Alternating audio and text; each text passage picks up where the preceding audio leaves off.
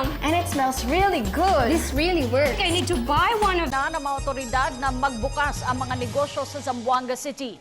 Ngunit ito ay nakadepende sa mga negosyante kung nais na nilang magbukas. Binigyang diin ng palasyo na seryoso ang gobyerno na siguraduhin sapat ang supply ng pagkain sa Target ng Department of Agriculture na makapag-produce ng 60 million metric tons na bigas sa loob ng 3 taon. Nagpalabas na ang Department of Budget and Management ng Lower House has reset its approval of the draft Bangsamoro Basic Law. Tatlong active police generals na kabilang sa mga pinangalanan ni Pangulong Rodrigo Duterte. Sa iba pang balita, inalis muna ng Department of Foreign Affairs ang mapa ng Pilipinas. Cardinal Luis Antonio Tagle is a great communicator, considered as one of the front. Is set for the arrival and quarantine of 108 Filipino sold peacekeepers. Tinatayang nasa 8,400 na raang tropa ng Amerika may iwan sa Afghanistan. Oh Lord, our life have been influenced by so many factors, so many events, so many people.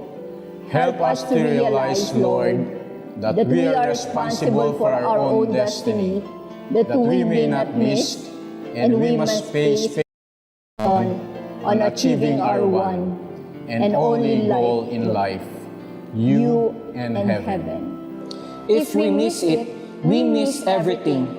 All our life, we allowed others to influence us. In all of this, we were not totally free. We want now to declare our independence. We want to exercise our right to choose you, but we need your grace to do it. We need your mercy for it. Oh Lord, you did it. You finished your suffering on the cross, faithful in life, faithful in death, taking the sins of the world upon your sinless shoulders, taking our sins so that we might receive your forgiveness and new life. All praise to you, O Lord God, for finishing the work of salvation, for saving us. Amen.